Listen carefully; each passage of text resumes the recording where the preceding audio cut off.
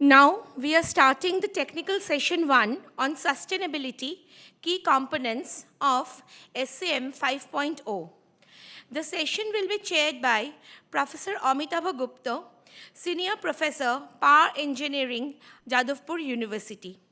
The speakers in this session are Mr. Navin Mishra, Managing Director, Mishra Ishpat Private Limited, Mr. Vikash Gangwal, Head, Finance and Supply Chain Advisory, BFSI Enterprise Solution Unit, Tata Consultancy Services, Mr. Sanjay Gohatakurata, Partner IBM India, and Mr. Shushabhan Mukherjee, Associate Director, EY Global Delivery Services. I request Professor Gupta, Mr. Navin Mishra, Mr. Vikash Gangwal, Mr. Sanjay Gohatakurata, and Mr. Shushabhan Mukherjee to take the seats on the dais.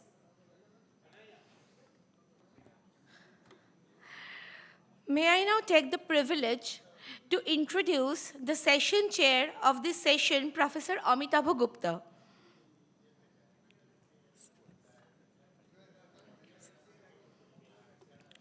Professor Amitabh Gupta graduated in electrical engineering from Jadavpur University, did his master's in electrical engineering from IIT Kanpur and PhD from Jadavpur University. He is a recipient of several fellowships, namely Department of Atomic Energy Fellowship, DAAD Fellowship, Bavarian Science Foundation Fellowship, to name a few. He was visiting professor at University of Rostock as well as Technical University München, Germany. He has steered several research projects in the strategic areas of nuclear reactor control, vision-guided control for space applications, to name a few. He has authored about 90 publications, including several well-cited journals and conference papers. Presently, he is a senior professor in power engineering at Jadavpur University. At Jadavpur University, he served in various roles, serving as head of the Department of Multiple Terms and was the first director of School of Nuclear Studies and Applications with long tenure from 2008 to 2021. With these words, I hand over the floor to Professor Amitabh Gupta.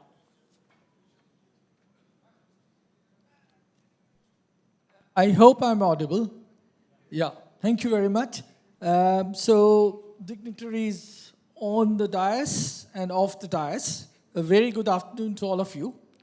It's usually very risky to be wedged between a hungry audience and lunch, but the saving grace was the high tea, so I hope you're not very hungry and we can spend some time on this session with a bevy of speakers whom we are all waiting to listen.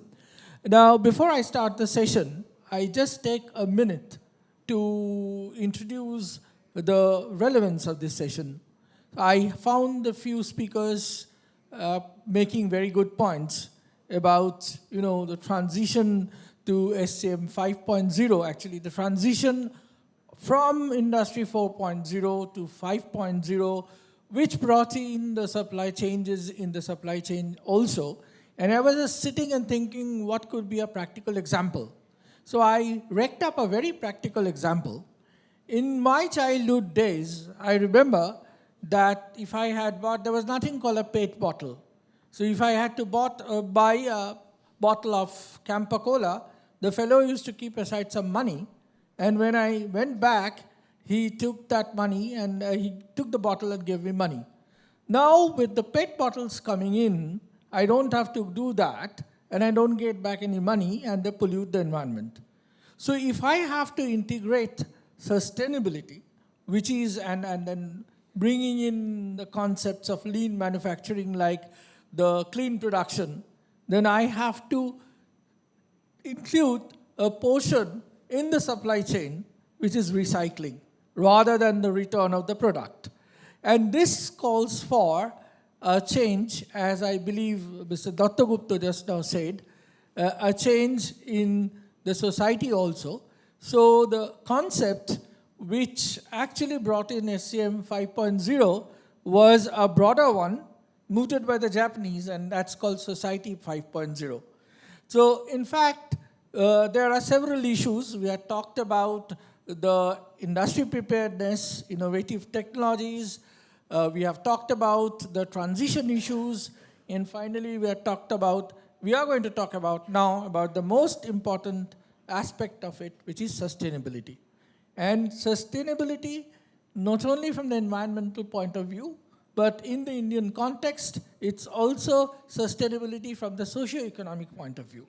So without much ado, I pass on to this august bevy of speakers, and we start with Mr. Naveen Mishra. So it is really an honor for me to speak about Mr. Mishra. Mr. Mishra is the chairman and managing director of the Metallan group of companies, having companies in USA, China, Hong Kong, and India. That's quite a bit of the world. He is in business of sourcing and supplying supply of critical plant equipment and spares for various industries in India and abroad. He has extensive experience spanning 2 decades in global sourcing, supply, and has wide exposure. He has made a number of presentations on varied subjects and contributed articles in professional journals and invited as speaker in many August forums. So over to Mr. Mishra. Thank you, Doctor. Distinguished guests, ladies and gentlemen, it is my pleasure to address you and share my view on integrated supply chain management, post-COVID challenges outside India. I must confess that I'm among very educated, qualified, and learned people. So my humble submission is that I'm trying to cope up with the audience as well as the member on the dais.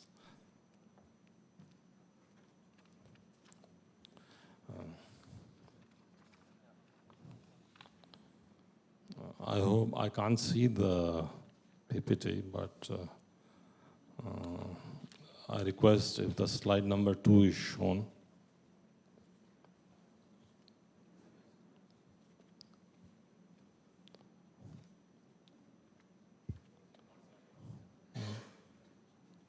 It's okay, I'll manage without the slide. I'm thankful to the organizers for they invited me to speak. Now, what most of the professors they have already covered about supply chain 5.0 is very, very theoretical, and I would not like to repeat that. I would like to talk from my experience about COVID.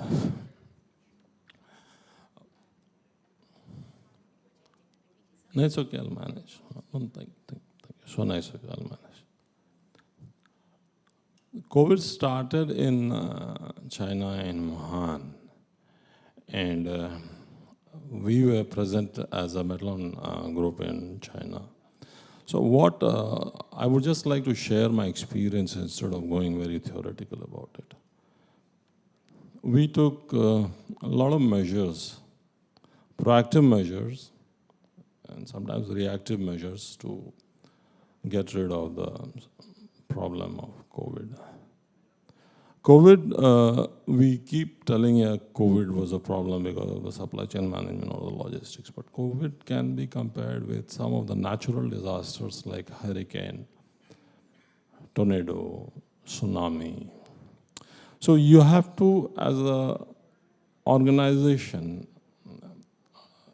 be prepared for any eventuality. It is not that only when there is eventuality then you take care of the problems.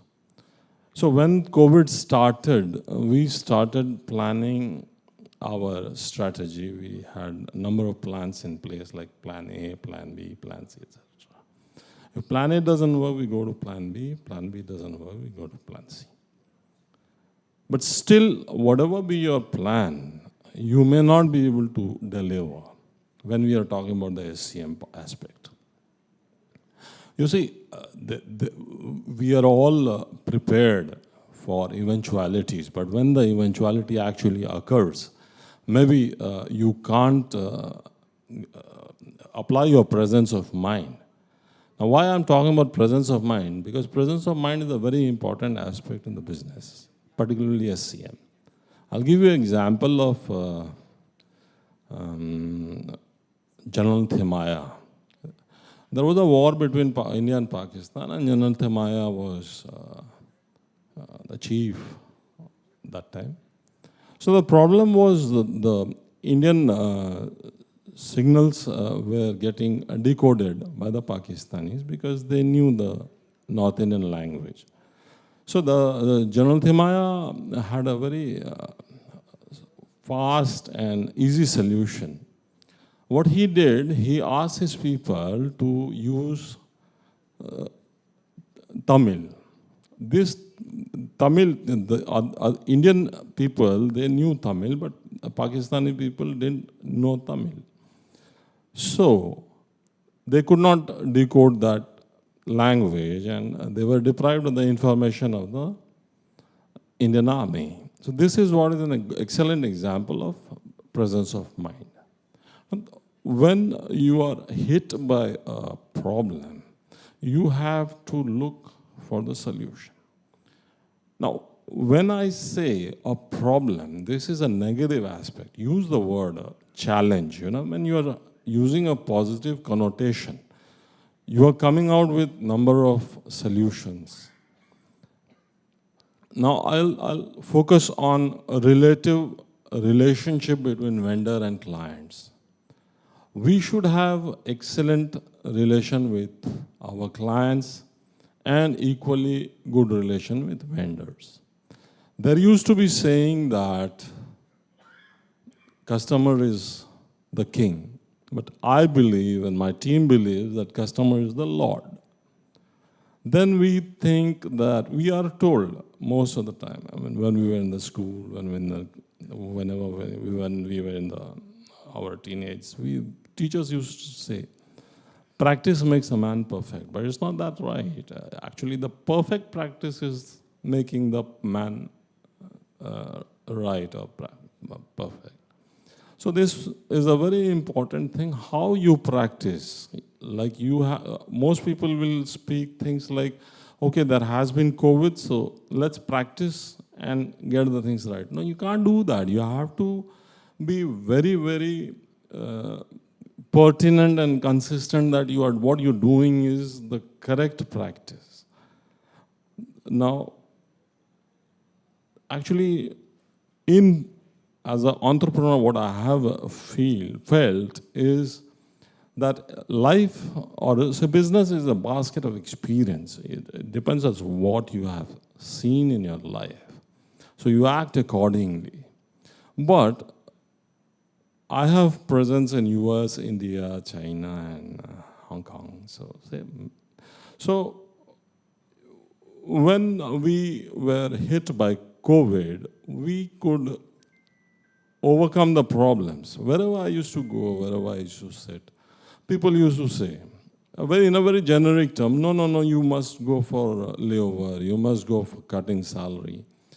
So my father, who is the chairman emeritus of the organization, he has many friends at very vital and good positions. Most of them used to say, no, Naveen, you should go for a pay cut, you should go for a layover. But we never did that because we didn't want to dislodge the core team of our core people, or say core members of the team, because the team is a very important and vital thing. Now, I particularly didn't dislodge anybody from the core team, and I saw to it that the coordination between China and India team and US and India team should be perfectly all right, and it should be more and more transparent. And why I'm focusing more on my organization is what we have done to overcome the COVID.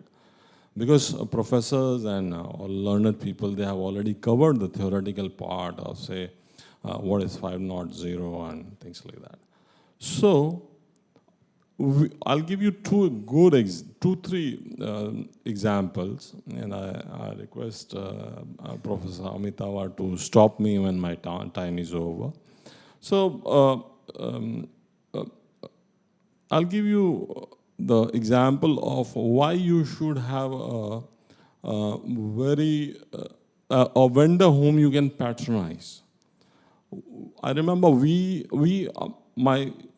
were very close to one of the suppliers, and he was making something very critical for us.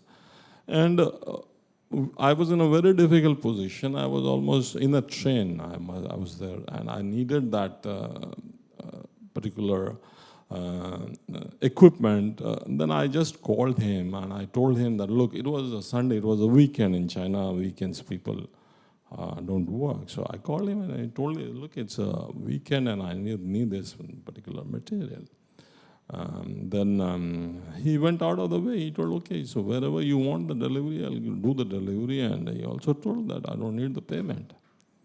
Now, this is the kind of service you get if you patronize your suppliers. And similarly, if you have good relationship with your buyers, like I won't be naming any of my suppliers or buyers because I won't.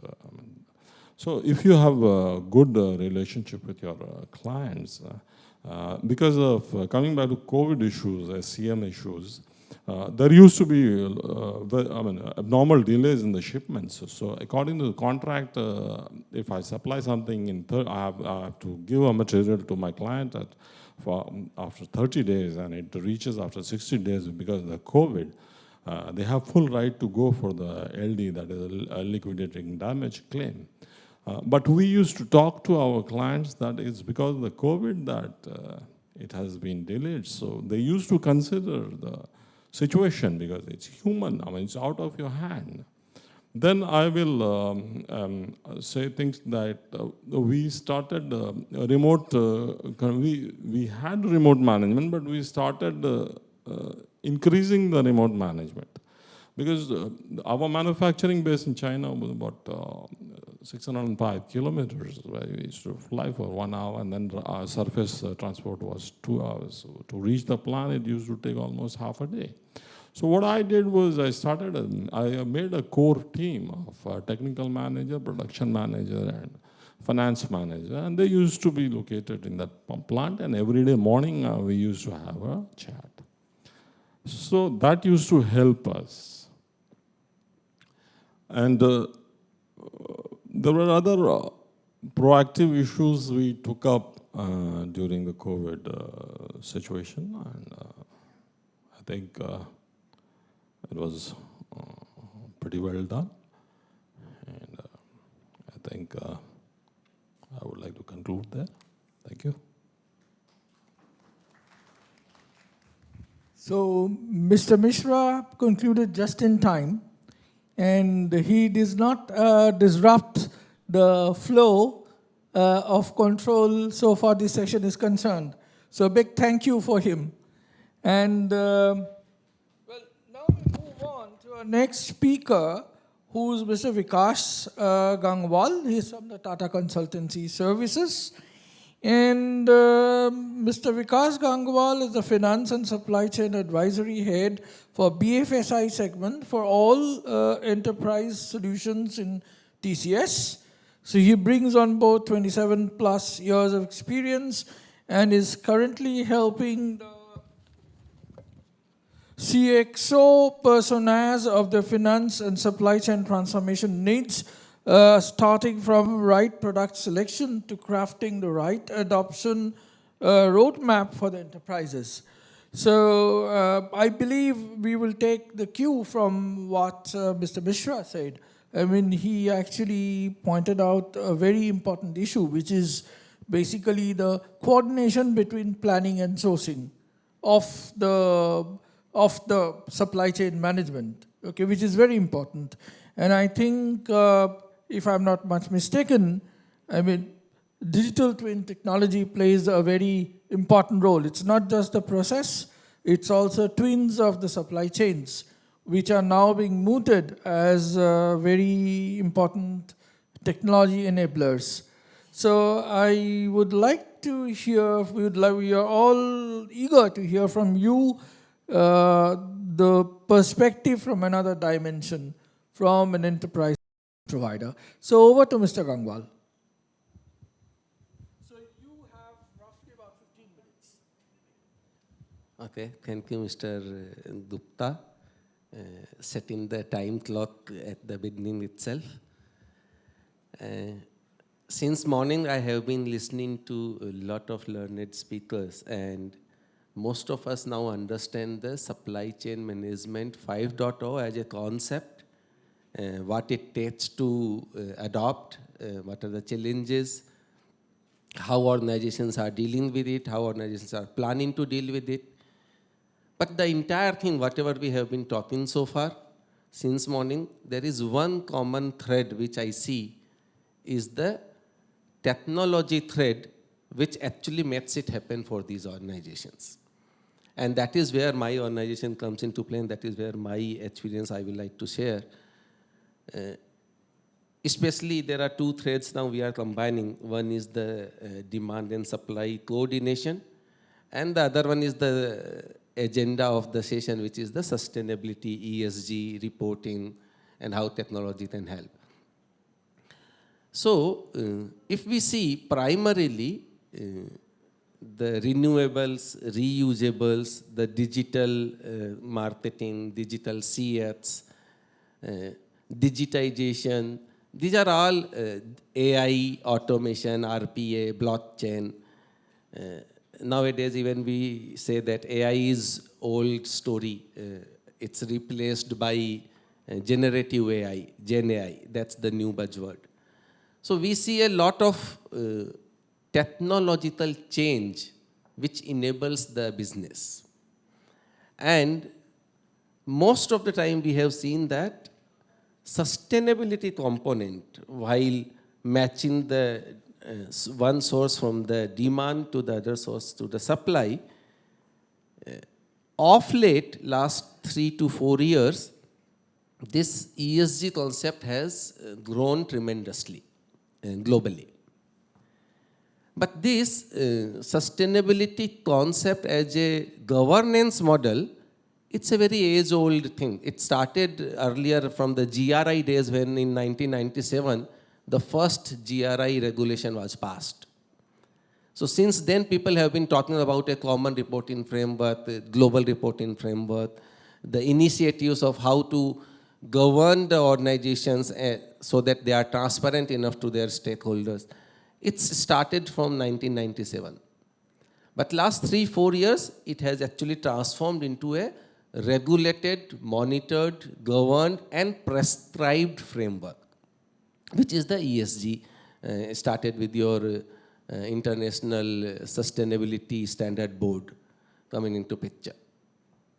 Now, one very important aspect of supply chain, when you see the supply chain cycle overall, starting with the responsible procurement, then we were talking about the warehousing problems, the inventory management, then going to the circular manufacturing, and then going back to the planning stage where it all has to rebound. There are a lot of changes in the way the organization have been working so far. Starting from when we say responsible procurement.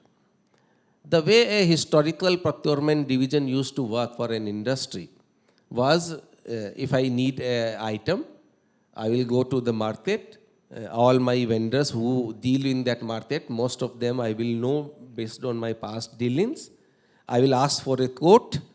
Whoever is the lowest quote, which matches my specification, qualitatively and quantitatively, will get the order.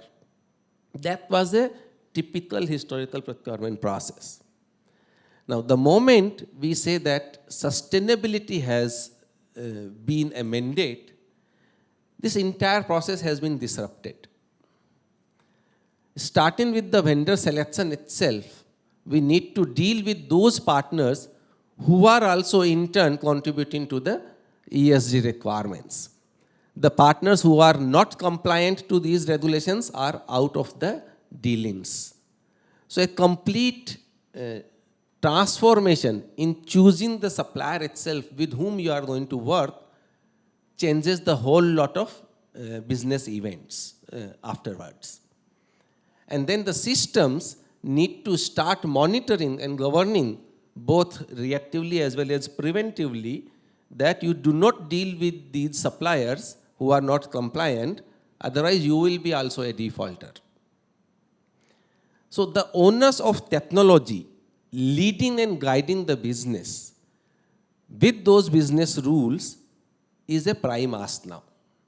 And a lot of investment globally, you will see that has happened on these aspects where the big fours like Deloitte, Accenture, EY, KPMG, and the service providers like TCS, Infosys, IBM, Capgemini, these organizations are investing a lot of money, time and effort in devising these solutions which then lead to these data-driven decision makings. Now, when we talk, typically supply chain management 5.0, we say circular manufacturing is the core of it. The moment circular manufacturing comes into play, it talks about reusability of your waste components. The moment reusability of waste component comes into play, the moment people will start planning that what are the new business models, new manufacturing models we can craft out of it. The moment new business model needs to be crafted, it has to have the resource planning and the inventory planning and the warehousing planning and the effort planning and the people planning and the cost planning, all of it combined together. So one single change actually leads to multiple threads opened in the organization. That is the impact of ESG which is being brought. We are still at the beginning of the entire, I would say, iceberg, because if you see most of the organizations, 78% of the global organizations, which are large MNCs, they have not yet declared a specified year by when they plan to be net zero compliant. They are still figuring out how to achieve that. In India, you will see that the mandate for ESG reporting has started from last year. 2023, India has started mandating top 1,000 companies in India. They need to mandatorily include a sustainability report in their annual reports. Different countries have given these mandates for different years. Ending with 2025, most of the world, there will be a mandate to include a transparent report on ESG, which needs to be not only on the financial implications of ESG, but also the non-financial dimensions. Here lies the biggest challenge which we are going to see in future, that most of the businesses are going to disrupt heavily. Somebody was talking, I think Mr. Mehta in the previous session was talking that theory is all fine. Standards are being made, accounting S1, S2 are being already published. But then, unless we capture this data in the system in the right fashion, nothing will be possible. And capturing the data in the system is the biggest challenge we as an IT organizations also feel. That how do we convince our customers that unless you feed the data right, the output may not be right always.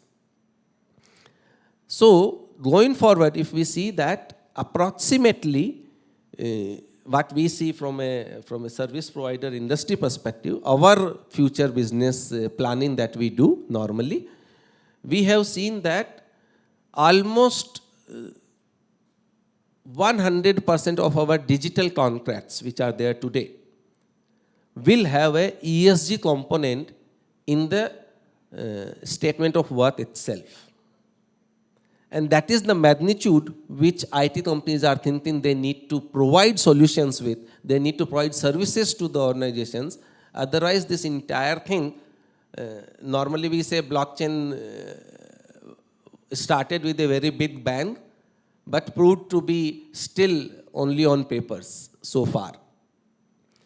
ESG might be a similar thing if we do not start putting the right combinations in the beginning at a planning stage itself. So from a overall impact perspective, if we see, ESG will have impact on the three primary building blocks of any organization. The process, the business function, the way they do it, the data, which they generate, input and output both, and the reporting out of the process and the data combination. These are the three building blocks.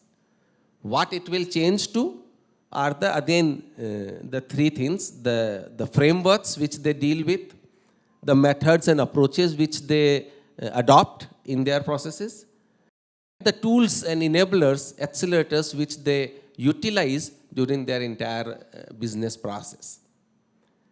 What is going to impact as an output is that entire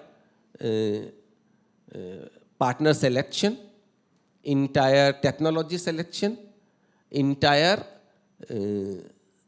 service selection, servitization coming into picture, XaaS, right? Anything that's a service coming into picture. Now there is no longer a manufacturing plant without a service component attached to their offerings. So unless these things are changed, the future is still very far from the reality that net zero can be achieved. People say the last date is 2050. And we are in 2024. So still a very long way to go before we can actually reach there and start seeing the benefit to the society, to the life, to the future generations. But definitely we are starting in a great way. It's a big leap in the beginning. And the journey has to be very, I am sure, challenging yet interesting. Thank you. Well, thank you, Mr. Gangbal, again for being on time. And this is really, very helpful. But at the same time, it is very insightful. It's quite optimized. And it fits in with the philosophy because optimization and sustainability are really, they really go hand in hand. So without much ado, I think we have Mr. Sushobhan Mukherjee over here, Dr. Sushobhan Mukherjee over here. And we will have some academic perspective, I believe. So Dr. Sushobhan Mukherjee is an associate director with EY Global Delivery Services. He holds a PhD from IISc Bangalore and an MTech from IIT Kanpur. That makes you,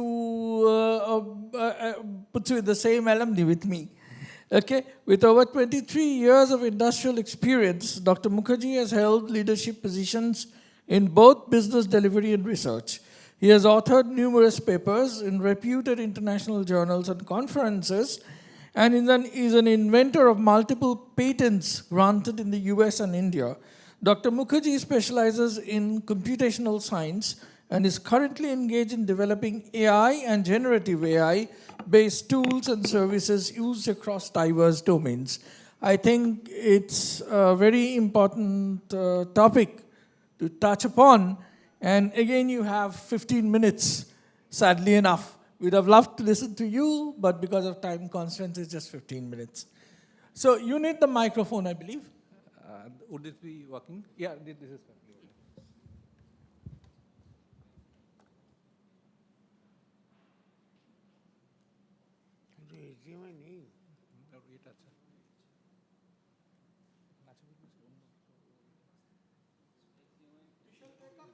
The question answers questions from the audience after this session. We'll have around 5 to 10 minutes for that.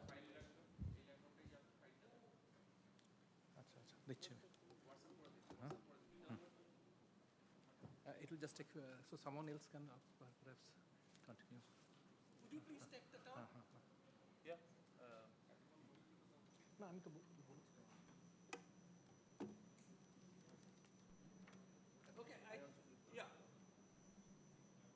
So you see our supply chain management is quite flexible. So here we have So I would request Mr. S. Gotakutta. Unfortunately, would have to do me the honor of introducing yourself. And so if you make a quick introduction of yourself and then carry on with the speech. Sure, thank you. My pleasure, Mr. Gupta. My name is Sanjoy Guho Thakurta. I'm a partner with IBM. I did the manufacturing vertical in IBM India. 24 years of experience with IBM. I started off as a graduate hire. I have done my graduation in physics and followed that up with a master's in BITS Pilani, and I've also done my MBA from the London School of Business.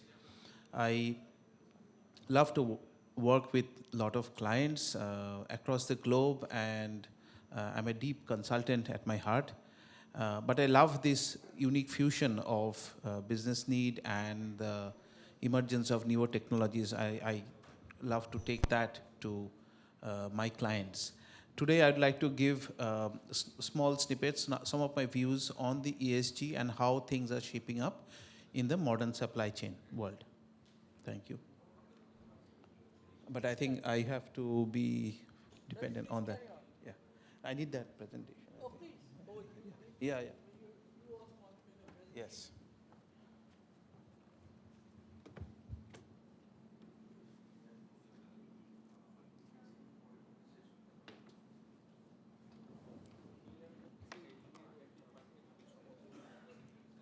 This is not my presentation. এটা না এই জন্য আর কি তখন পাঠিয়েছিলাম হোয়াটসঅ্যাপে পাঠালাম আপনার ফাইলটা দেখুন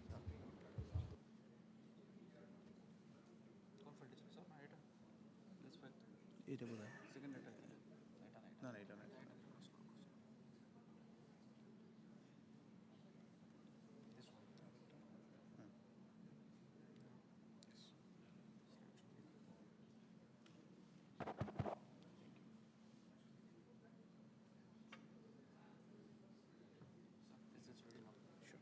Thank you. I know the speakers on the dais, you cannot view the slides, so if you can widen your imagination and follow what is being presented. So we have been discussing about ESG and sustainability. I just want to very briefly cover what are the key, so I'm not going to explain why do we need, because my earlier speakers as well as my following speaker they are going to talk about that. I'm going to touch upon what are the key aspects that we need to keep in our mind when we talk about sustainability and ESG regulation in the supply chain world and in the modern supply chain world, because we talk about supply chain 5.0 coming in the next decade. So these are four different elements that we need to talk upon, and I'm going to touch on. First is, what are the regulatory frameworks that we need to keep in mind, and why do we have regulatory frameworks? Second is, there are a lot of stakeholder demands, and who the stakeholders are, we're going to touch upon.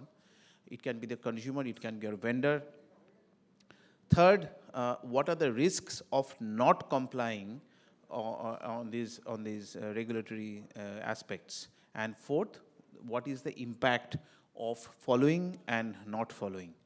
These are the four aspects I'm going to touch upon. So let me start. I know I have 15 minutes. Thank you. The first aspect, the regulatory framework. If you look into this chart, it talks about the ESG regulations across the globally over the last 10-15 years. If you do not go into the details of all the points, the yellow ones are the ones that are marked for India. The red ones, orange ones, they are yet to come, but the white ones are already in practice. But it shows that there is no one single bullet in the form of ESG regulations that are applicable all across the globe. Different kind of regulation has been applied in different countries, in different geographies over the years. In India itself, if you just follow the yellow ones, if you see, they're not very hard and fast, and this is one problem that we have even now. It has started with the SEBI and the RBI giving us slightly loose guidelines, and over the years till now it has framed up, but there is no hard and fast guideline as we see in India compared to the West, where almost every company now has a certain role called CSO, Chief Sustainability Officer. We do not see that uniformly in India, except the very large corporations. If you just observe, as I said, the ESG regulations also differ globally. There is no one single bullet for the ESG, yes, but at the same time, the regulations that apply to Europe and the regulations that apply to US and UK, they are vastly different. I'm not even touching about the Indian ones out here. So this is a big problem which talks about the uniformity, lack of uniformity rather, in the world of ESG.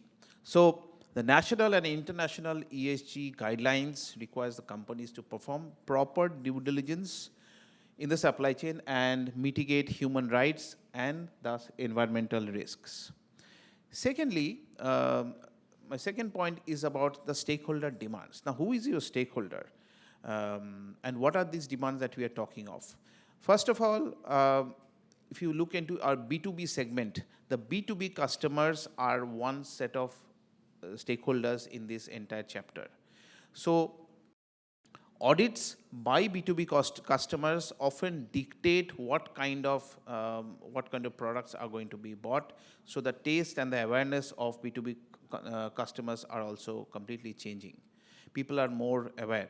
Same goes for the consumers, which is us.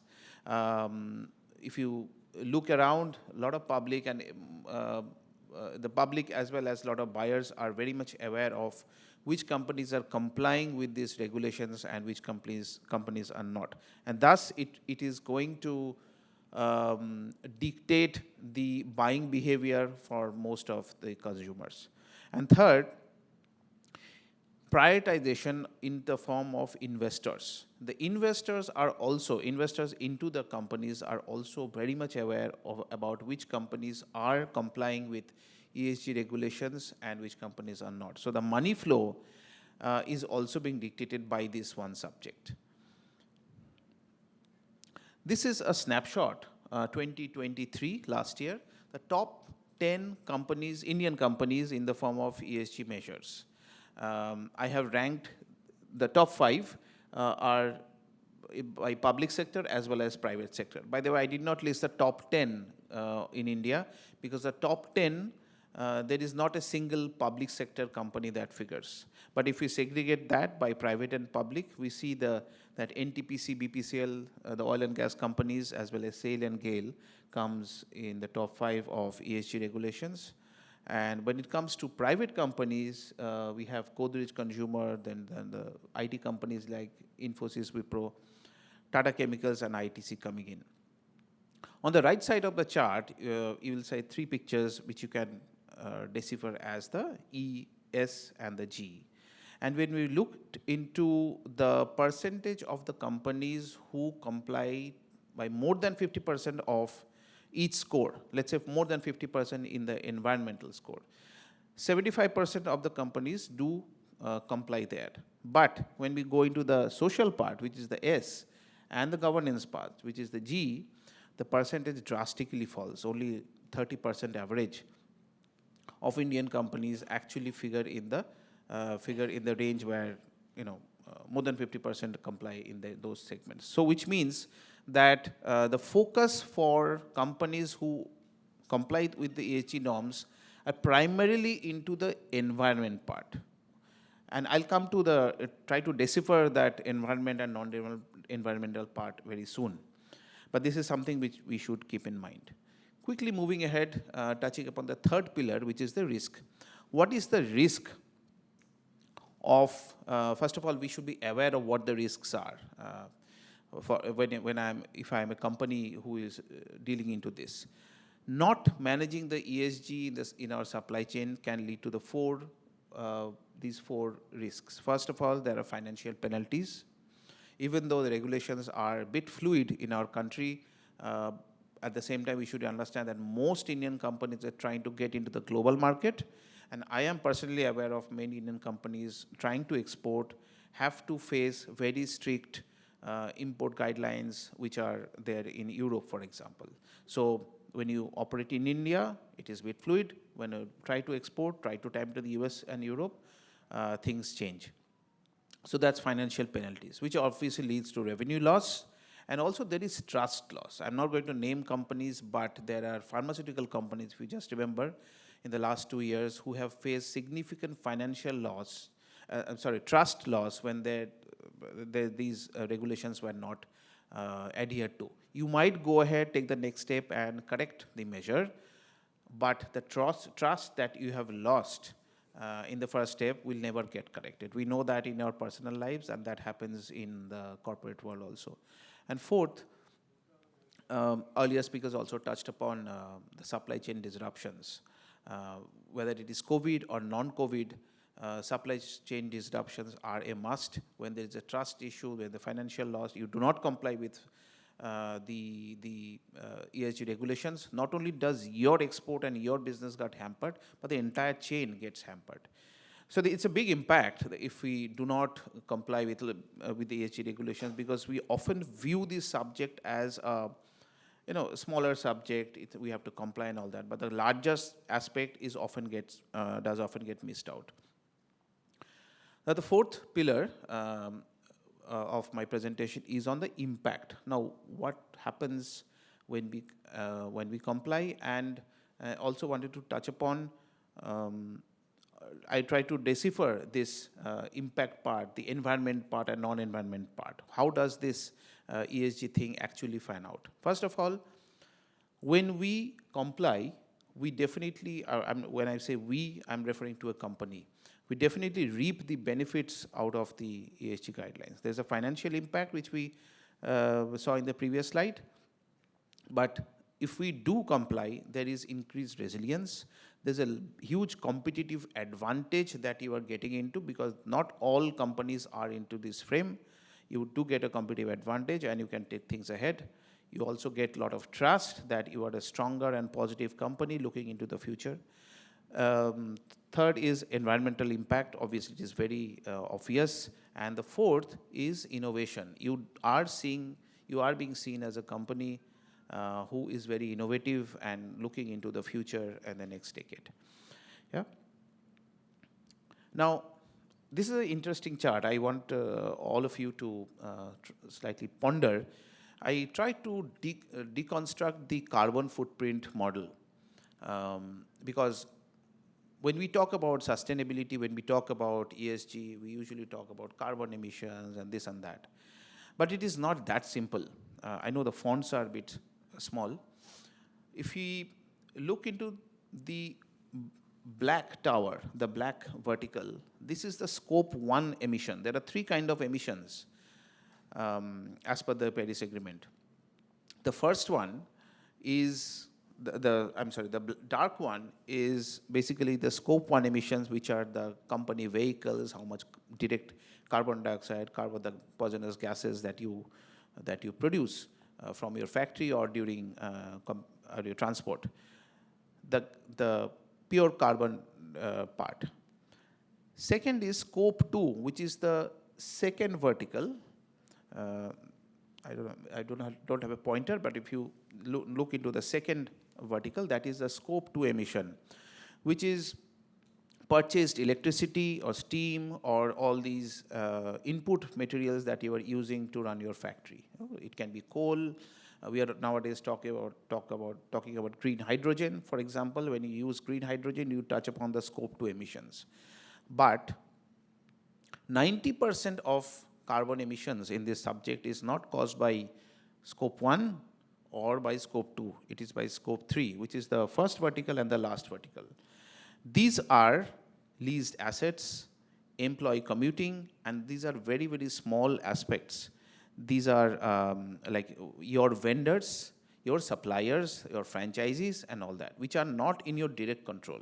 So this brings us to the subject of understanding this entire supply chain So where is the chain? If I am using, I am consuming, I am selling, there's no chain, right? The chain is defined by not just me, but all my entire suppliers and other vendors and also my consumers. And everything is revolving around the single product which I am producing. So my product is not just my product, there are suppliers, there are consumers. And one has to look into this entire universe and ecosystem, and that defines this carbon footprint model. So if I'm using a bar soap, or I'm using a shampoo or a Maggi or anything, the entire, it's just one single product, but the carbon footprint is produced and rather contributed by various other parties. That is something that we should all understand, and scope 3 emissions contribute to 90% of the carbon footprint. As an example, let's look at, this is in public domain, so no harm sharing. This is by Apple. Apple, we are all users of this particular product. Most of us are. 25.1 million tons of carbon dioxide is emitted by Apple, but this is primary, if you look into the graph, this is primarily coming into the scope 3. 76% right into the last pillar itself. Whereas scope 1 and scope 2, which are rather easier to control because these are under your direct control, contribute to less than 1%. But the entire 99% is coming from scope 3 emissions, which is not in direct control of Apple. This is one aspect problem that companies like Apple are working on. Quickly moving ahead. Now, how to include ESG discussions in our supply chain operations? There are 4 steps that one should look into. First, we spoke about the aspect of data. Everything revolves around data. Unless you have data in your hand, it is impossible for you to take a decision whether to go left or right. So first, collect. Second, analyze, act on the data, and fourth, reporting, smart reporting of these data. Unless we do all steps, and one can often think that, okay, reporting is the primary step. No, actually not. The entire game starts from the way you start to collect your data as well. So if you look into the previous model, which I showed, 1, 2, 3, scope 3, the data that lies with your vendors and suppliers are not directly with you. Your data in your factory is with you. It is easier to collect and analyze. How do you collect the data which is not in your direct control? So there is a lot of scope and a lot of work that needs to be done in this subject, and to act, because 90% of the problem lies with the indirect data, so we have to absolutely collaborate with our suppliers on this, because this is not in our direct control. Risk management, there are 5 risks, and by the way, the key aspect of this chart is this has to be an annual process and a cyclical annual process. It has to be iterative. First, risk exposure analysis, ESG risk analysis, impact analysis, prevention and corrective measures, and of course, filing of the CSR report. But it is not just 1, 2, 3, 4, 5 steps. It has to be in a cyclic manner, going on and on in an annual basis for every single company. That, my dear friends, brings me to the end of my presentation. I'm sure I have kept my promise of 15 minutes. We end by a famous quotation by Carl Sagan, who is the famous astrophysicist. Do not wait for extraordinary circumstances to come to us. Try to use ordinary situations to take extraordinary steps. Thank you, ladies and gentlemen. I conclude my presentation. Thank you, Mr. Goatakutta. And on a lighter note, while we couldn't see the presentation, you really acted as Sanjaya for us on the dais. It was very lucid.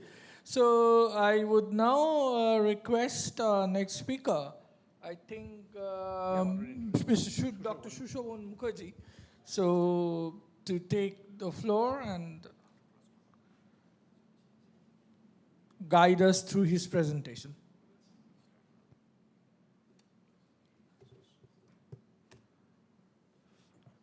I'll start with a sincere apology for the little glitch in getting the presentation into this laptop.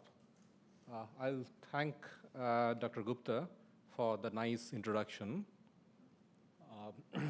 I'll start with a caveat. I do not belong to supply chain by any means. I primarily work on the parlance of computational science, especially here, the concerning area being AI, generative AI, etc. So the topic today is generative AI revolution, reshaping industries and innovation. See, the AI and generative AI is taking us through a revolution. Currently, we have technology into each and every activity of our daily life. But most unique of these, for sure, is the AI, in which we give our thought process to a machine, for that matter. Now, the AI has been there around for quite some time, but the very recent resurgence of that and the generative AI has taken the world by storm recently. That comes because of 5 pillars, we can say. One is generative modeling, novel neural architectures, powerful GPU, natural language processing, massive data availability. So my talk, I'll cut short only to very essential components. So I'll give a very brief introduction about generative AI, give a quick glance into the technical underpinnings of these, and then I will move on to some of the application areas and how these can be aligned to the application in the sphere of supply chain management. I'll talk about risk and guardrails, and then what lies ahead in terms of the generative AI. Now, generative AI, as I've said, that AI has been there for quite some time. Primarily, the aspect that was there was called discriminative AI, which we used to commonly call AI. That was discriminative AI.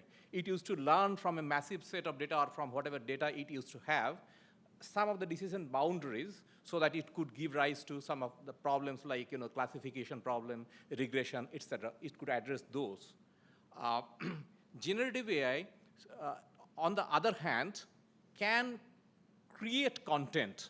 So in contrast with discriminative AI, which can give rise to conditional probability, it can draw a joint probability distribution, and then from that derive inferences in some conditionality. So we see that, as I said, that generative AI primarily depends on factors, one being natural language processing capability. We are sitting on a huge amount of data, which previously many speakers have talked about, petabytes of data. Most of this data lie in unstructured form, say plain text, or even many other forms which are not really amenable to any kind of structured analytical mechanisms. What generative AI does is it enables usage of these data to bring or harness intelligence out of.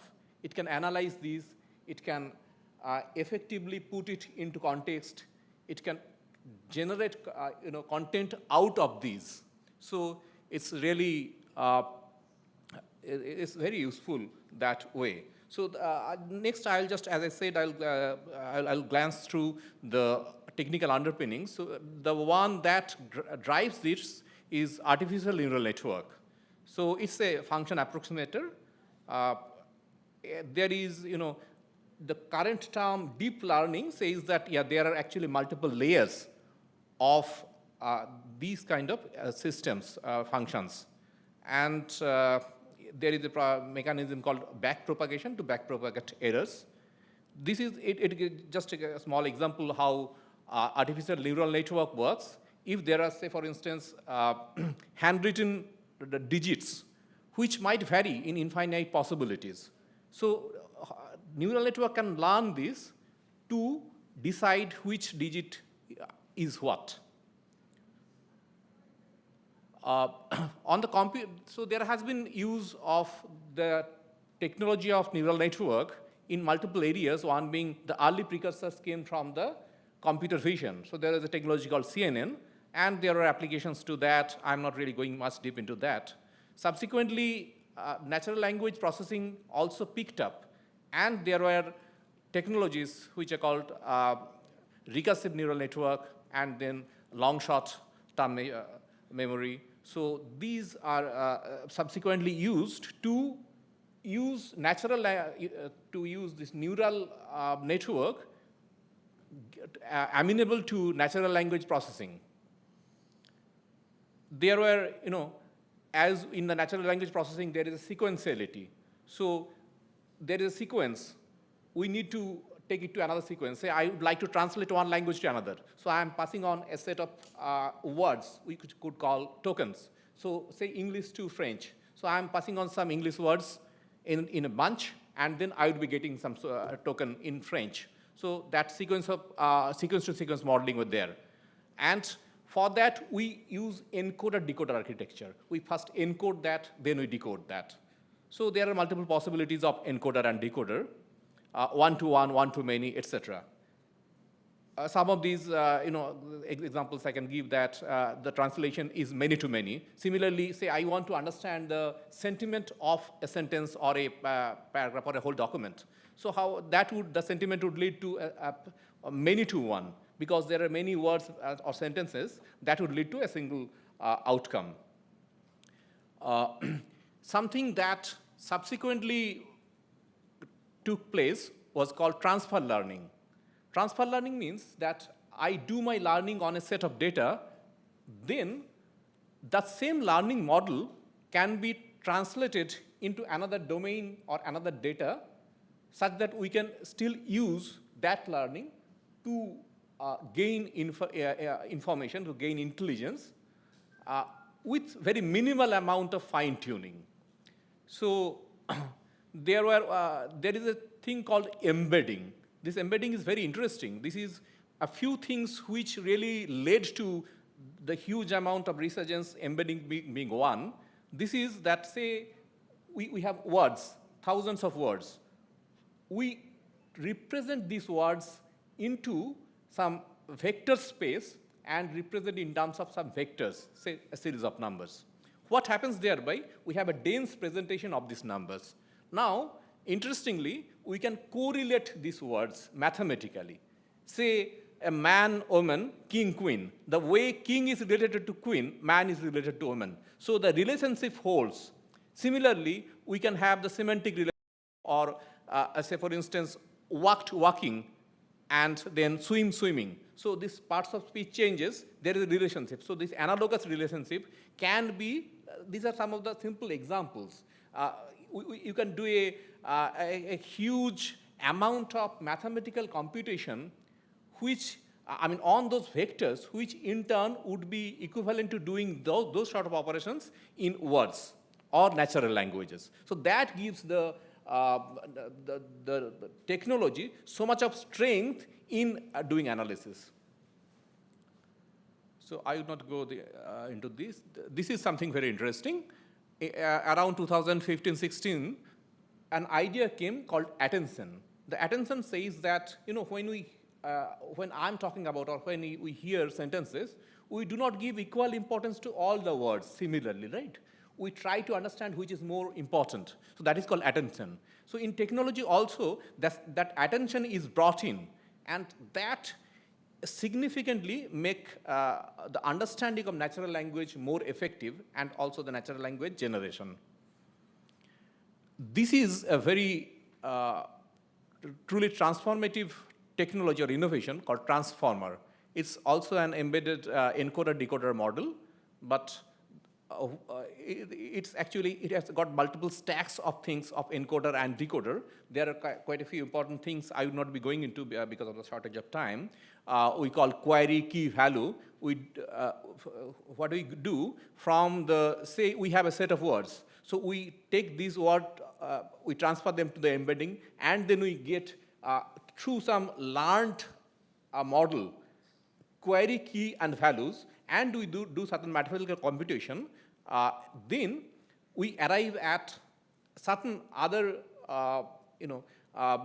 vectors.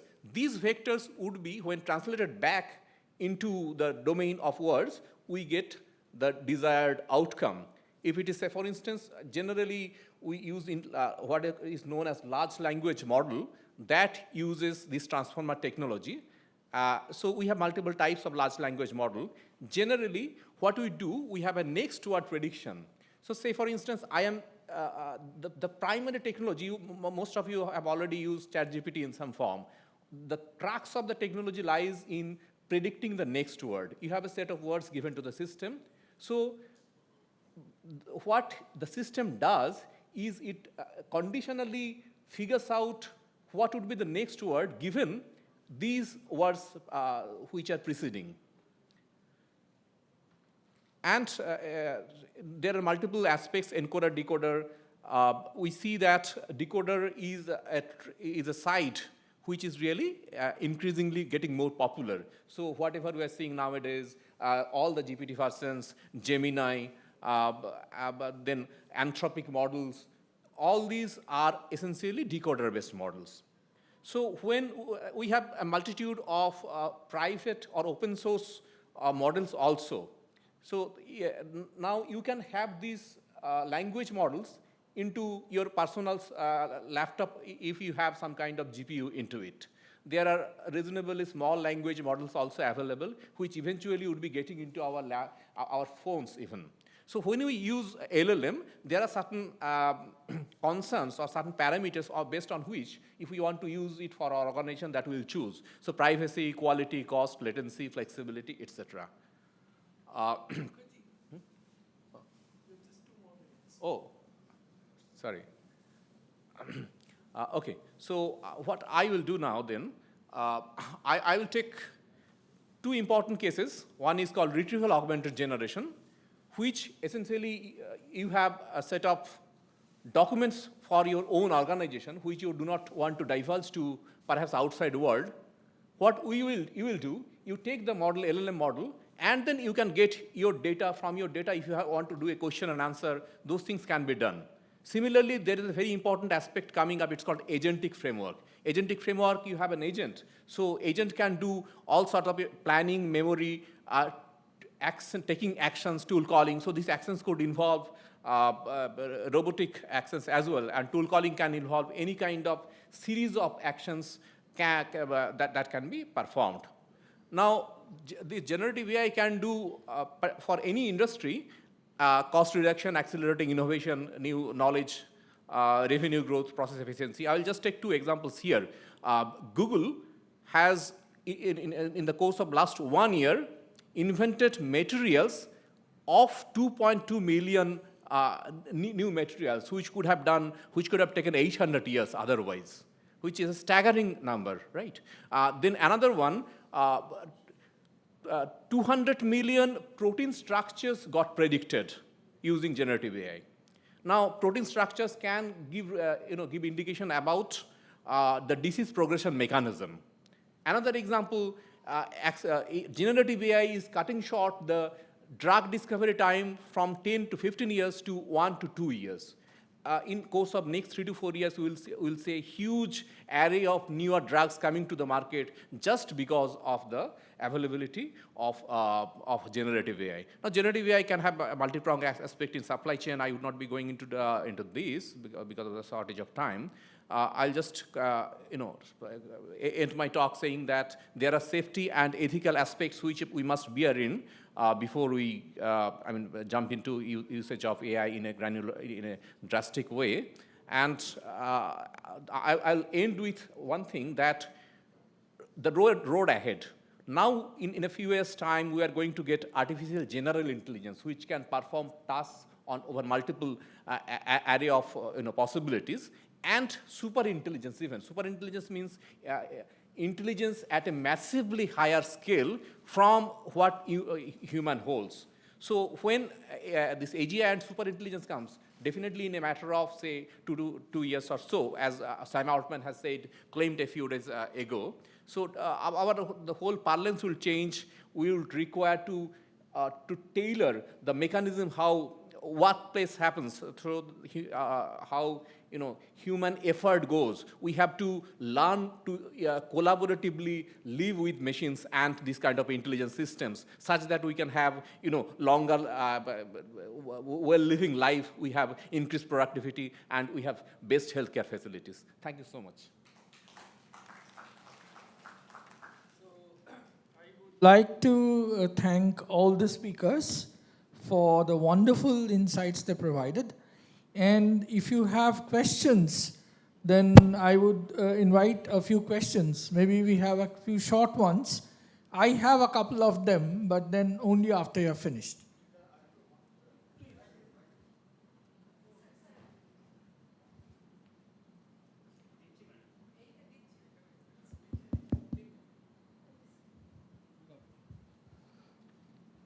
I think this is Professor Shushavan Mukherjee talking about the ESG. No, he didn't.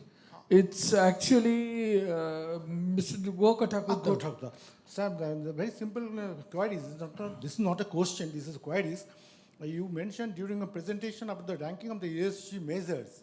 Number 1, NTPC, number 2, BPCL, number 3, IOCL, SAIL and GAIL. Simple query is that whether you got the data, about whoever is measured, got the data from the authority, they've given the permission to take out the data? Yes, those data are there publicly available. I can give you the name of the website. It's a government published website. It's there. 2023 rank, yes. Thank you very much. Okay, anybody else?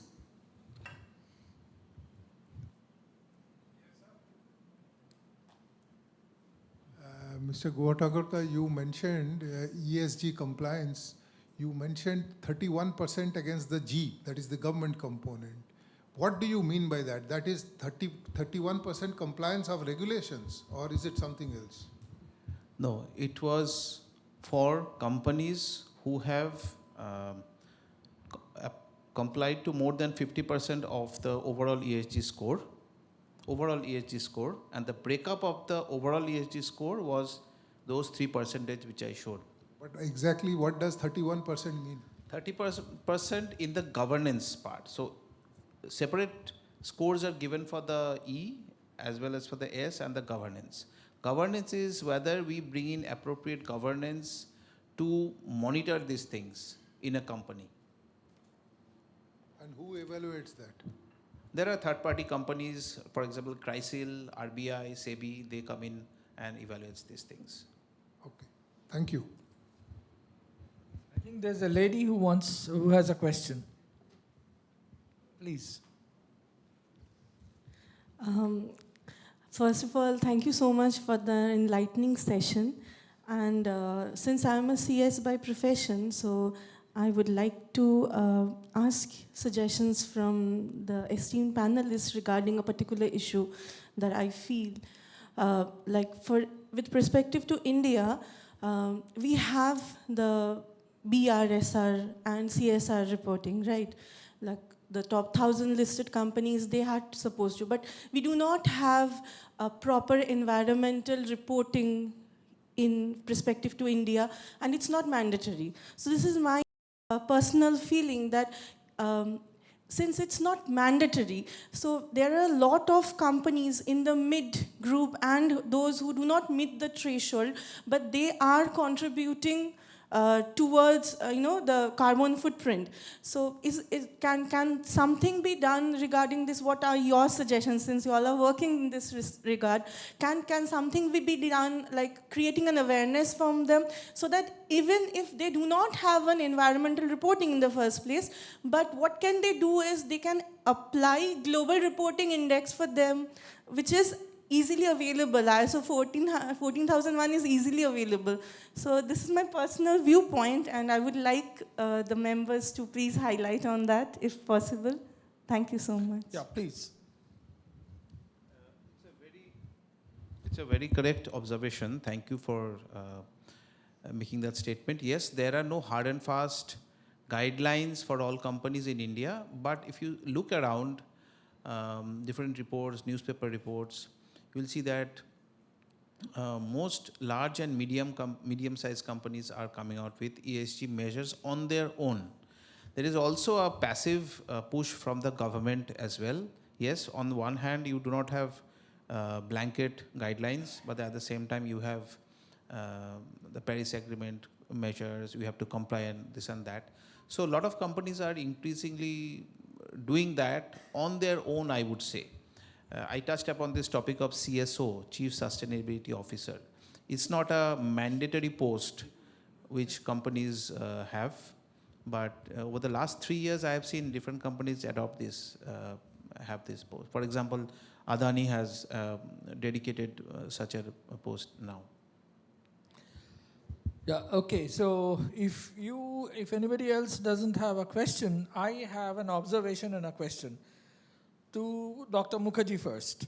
So the first thing is, for the audience, what Dr. Mukherjee's research translate to in supply chain management is if you consider mass customization. He spoke about transfer learning. So if I'm building 5 naval ships, for example, with minor modifications, I don't have to rework on the same design.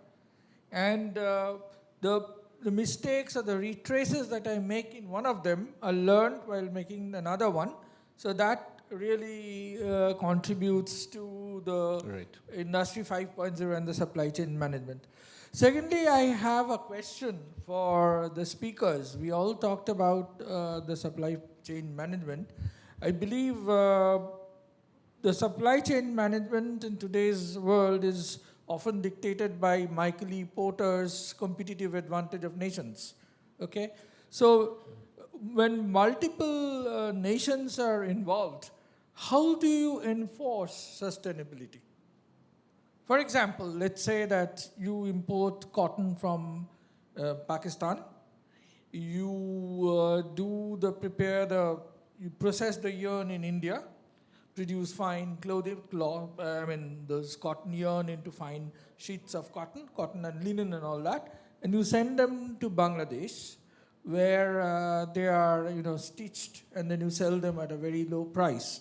So these are multiple entities involved across multiple nations with multiple environmental sustainability and governance regulations and social perspectives. So do you think that, this is addressable? I mean, technology certainly can take care of it, but it is more to do with a digital society. So I would request the speakers to speak on this.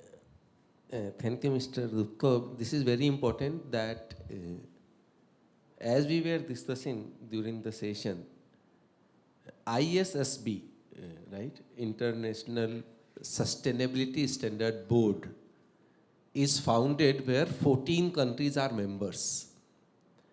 So they are the prime advisors to the board how it should be governed and regulated at a baseline level. But if you see, there was a convention, a very famous convention in Paris that happened where 170 countries of the world signed on the petition that in their individual countries going back, they are going to promote and recommend, if not mandatory for the time being, that ESG reporting has to start. So globally there is a very definite awareness already around the subject. 170 countries are already signing up for the cause, shows that there is a appetite or a hunger to make a common framework. The authorities and the boards like ISSB are already formed to prescribe that baseline, and now the only thing is for the countries to become more members and adopt it. So that's very well answered. And so with this, we come to the end of the session, and I pass the floor on to the organizers. I believe lunch is waiting for all of us. Thank you very much. Thank you very much, Professor Amitabh Gupta, for nicely conducting the session. One very pertinent information I want to add about Sir. Sir has worked with rover simulation technology on moon landing in Jadavpur University for Chandrayaan-2 project. There are two corrections. Okay. First of all, it is Chandrayaan 3. Secondly, it is not the rover simulation, it is the lander simulation. Okay, And I sir, really I don't know whether apologize. it is used in Chandrayaan 3 or not. Sir, I apologize then. it is not correct to claim that way. So we did some simulation from ISRO, we handed it over, and we hope you found it useful. But I'm not really sure whether I they used it or sincerely not. apologize. thank I got a wrong piece of information then. I'm so sorry. With this, we end this session. I request Mr. Parijat Mukhopadhyay to present memento to Professor Amitabh Gupta, Mr. Navin Mishra, Mr. Vikash Gangwal, Mr. Sanjay Guha-Thakurata, and Mr. Shushovan Mukherjee. Mrs. Mithu Shinghora and Mrs. Shubha Mukhopadhyay are requested to assist Mr. Parijat Mukhopadhyay.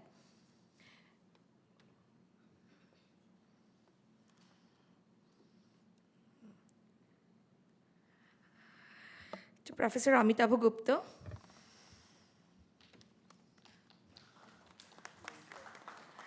Mr. Navin Mishra. Mr. Vikash Gangwal. Mr. Vikash Gangwal.